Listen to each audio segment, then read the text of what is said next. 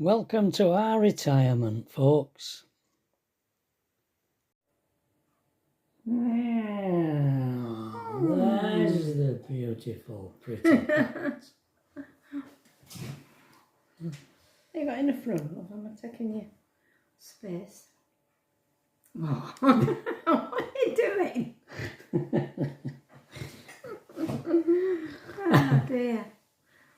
Little devil.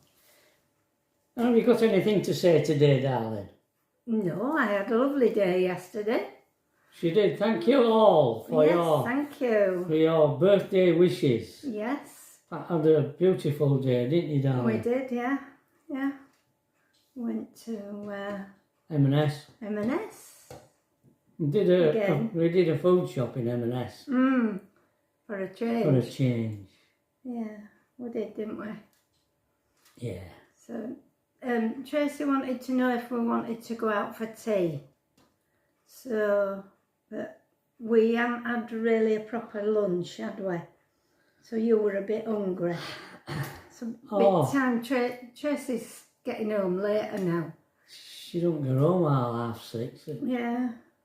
So by the time you get changed, out and you've ordered. It's going to be 7:30. Yeah. You're eating too late for me. Yeah. So we had bits of things last night. We all had a bit of something different, didn't we? Here. Yeah. I had a curry that we bought at M&S. Yeah. You had chicken. Chicken that we bought at M&S with breadstick. Tracy had some ravioli. Yeah. That we bought at M&S. And Alethea had some noodles. Oh, it's the balloons. The balloons are in the window. Didn't we? And they bought me another pair of earrings. I know. When As they if came they home. bought enough. I know. Some gold little loop earrings. With real pearls. Yeah. River pearls. Is that what they were called? Freshwater pearls. Freshwater pearls. Freshwater pearls. Yeah, they're pretty. I haven't got them on because we're going out and I definitely won't want. Isn't that the idea? No, they're a bit dressy for walking along canal. We're going to meet Mick and Jane again today down at the Forge railway station. Where Stanley wanted to go, but it's closed on Saturday.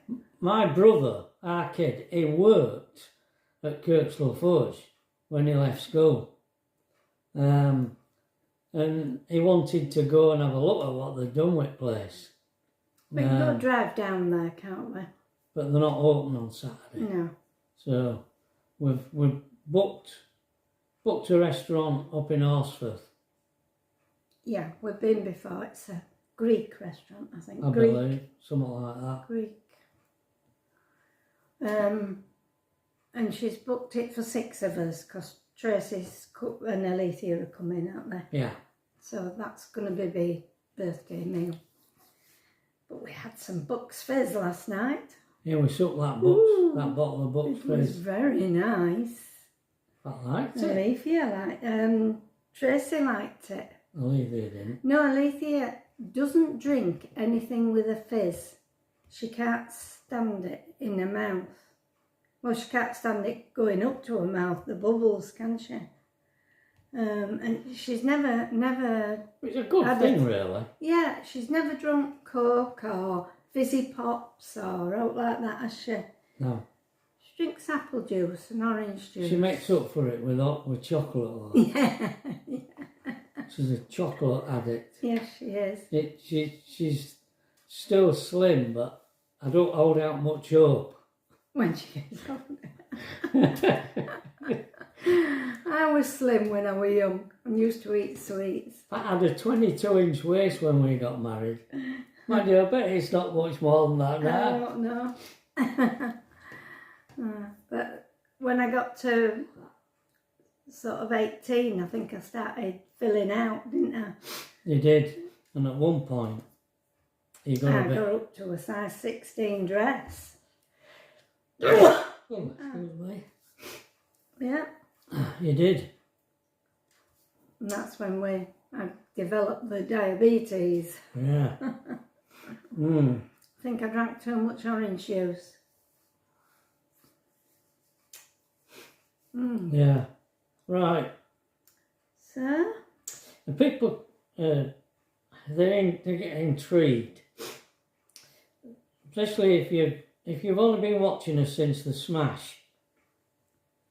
You probably get intrigued about this place, the history of it. What? This property? Yeah. Oh. Yeah. I'll tell you what happened. Because someone says, did they say, do you live with Tracy? They didn't say, do you live with Tracy? Does Tracy share the house with you? Something like that. We share the house with Tracy. The history is this, that when we come out of the army in 1970, well, when I got out of the army, Pat was with me out in Germany, we bought a little back-to-back house for £999, I believe, or £900, I can't remember exactly, on rental purchase. And we lived in it for 4 years, 1970 to 74. And in 74, Pat saw this place advertised in a newspaper. Now it's not this place where we sat, it's next door. Right? She saw next door advertised in a newspaper. Now, most of this row, there's a long row of canal cottages, and most of them were bricked up and owned by Leeds City Council, who intended to pull them down. There was still a doctor's surgery, there was a baker's, an undertaker's, and a chemist. The chemist shop was here, where we are now. So we bought next door for £1,000. It was derelict. It was used for storing American car spares because Rodley garage up at the roundabout was owned by a guy who sold nothing but American cars. And imported all the bits for him. Yeah, he did. Which he kept next door. Yeah. And so it wasn't habitable, really, when we bought it. It was in a right mess. So, I mean, we got it for £1,000. And it took us a year to do it up. We were able to buy it because the house that we bought in Armley for £900, we sold for £2,300 after 4 years. Yeah. So we did well on that. We had to sell it back to council, didn't we? Because We they did. put They blighted it. It was in a yellow zone. They were going to pull them down. yeah, but we didn't know that. We didn't know, no. We tried to sell it, and the people who tried to buy it said we can't buy it. The mortgage people won't lend on it because it's in a yellow zone. And so our solicitor served Leeds City Council with what they call a blight notice. And that forced the council to buy our house at market value. Which were more than we were selling it. It was £300 more. So we paid that off, and what we had left, we bought this outright, and we had £800 to do it up with. And I did it myself as well as I could. And so in 1975, we opened next door up as the Breadline Art Gallery, and it had 3 rooms. 1 ground floor level room and 2 basement level like rooms. This level We rooms. had windows in, like. Yeah. And we made a little flat in it for ourselves. And then this was a chemist shop. And Mr. Bloom, who owned the chemist shop, after we'd been in there about a year, next door about a year, he asked us, he wanted to retire, he asked us how much we paid for next door, and I says £1,000. And he says, do you want to buy this place for £1,000 off me?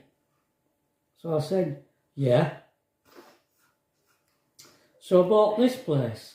But you've got to remember that this side didn't have any plumbing whatsoever. No, it didn't. Didn't have any toilets or... It didn't. It was just a lock-up shop. Yeah. And it was even in worse repair than next door. Yes, because it had a hole in the roof. Yeah, and when it rained, water used to run downstairs. Yeah, it did. You had to brush it out every morning. Sweep the water out of the front door every morning. So it was in terrible condition. Yeah. So then I did this as well. That's how we met Mick. Mick was a builder, and he came to repair the roof, to put a new roof chip, to turn the slates, because all the slates are stone. The roof tiles are stone. And he said we can turn them, but it turned out that it faces south, does that side, and they were just crumbling in your hand when you took them up. So most of them had to be replaced. And Mick showed me how to do it, and he did that side and I did this side.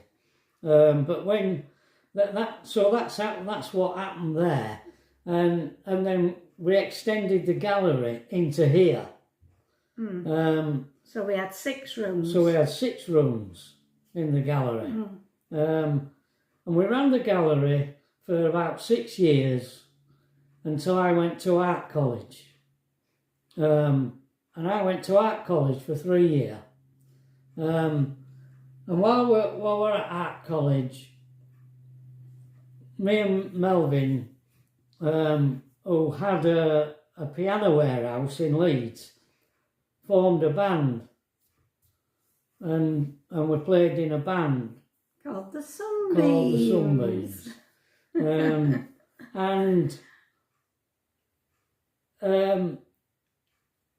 When I left art college, I closed down the Breadline Gallery, and Melvin said, why don't you open a piano shop? And we opened both properties, because we joined them both up to make one property when we had the gallery. So because we didn't want to have to want pianos upstairs, so all we had was the ground floor for pianos. You got quite a few in though. Yeah, we did. So we opened this up as the piano shop, and that's when I learned to repair and tune pianos while we were running the piano shop. And we did that for 6 years as well, and then we decided we wanted to move. I wanted to rebuild pianos. I wanted a workshop.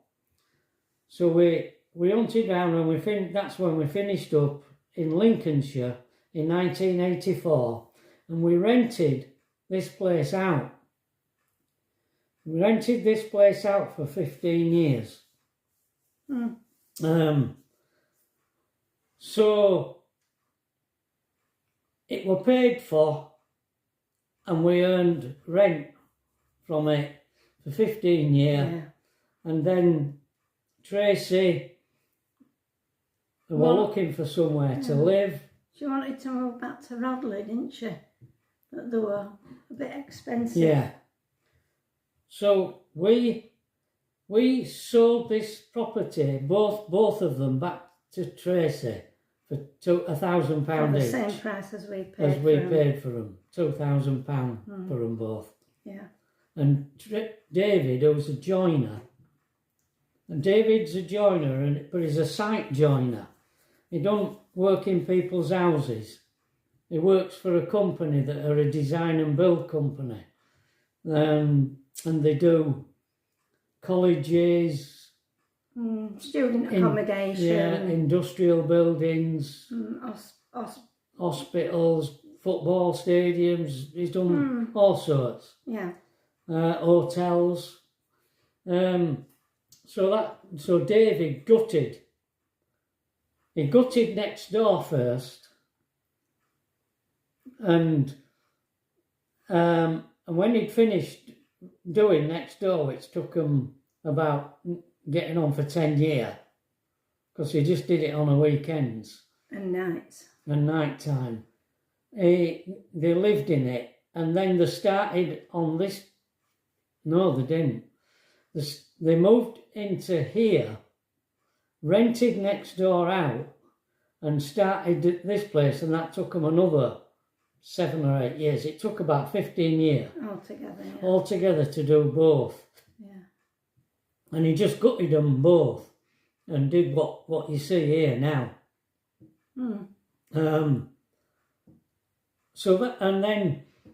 And they're all oak, aren't they? Lots of oak. Everything, all the wood's oak. All the doors and the staircases and David made everything. Skirting, yeah. David's a brilliant joiner. A craftsman. Really is. Yeah. He's getting fed up though. Oh, yeah. How old is David? 62? Yeah, I think so. David's 62. And he's ready for retiring. He's ready for retiring, yeah. But he's got to carry on until he's 67. Because they did take out a small mortgage to do these places up.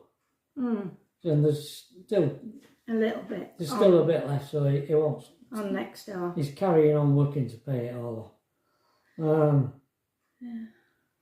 This is paid for this side, but the other side, it still has a little bit of a mortgage on it, doesn't it? Yeah. Yeah. But we retired in 2016, and we sold our house and we bought a static. Well, we lived in a park home. We sold it and bought a static caravan on a park, and we didn't like it.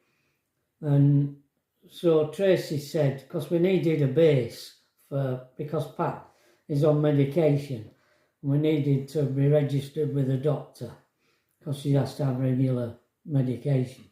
So we registered with a doctor in Alford in Lincolnshire, because this park where we had the static caravan was near Alford. So we didn't like it. We wanted to sell the static and get out of there. And Tracy says, why don't you use my address? I've got a spare room, you can have that, but come back whenever you like, and you can register with my doctors. Here well, it's not in Rodley, it's in Farsley, it's just up the road. So that's what we did. We moved some stuff into that little bedroom upstairs, and we started going off for 3 weeks at a time. We had to keep coming back every month to get us tablets, and we'd stay here a week or so and then go off again. And that's what we did until we had the smash. But now we're doing it differently. So that brings you right up to date. Yeah, so we're here a bit more often. Yeah. Which Tracy don't mind. No, she said she didn't mind. She said, do what you like. Do what you want, even if we're to change rooms round and reorganise. She didn't mind, did she? No. But we haven't done. We just kept that one room at back upstairs, haven't we? I mean, nice sitting front room with Tracy on an evening. Yeah, you do. And you're usually watching your computer upstairs, aren't you? Yeah. Yeah. That's what we do. That's what we do. Yeah. So that brings you up to date. Yeah. I'm going to have to move, sweetie pie, because I've got to wash up and see to Werner before we go out. Right. Okay, folks. See you tomorrow, all being well. Bye. Bye.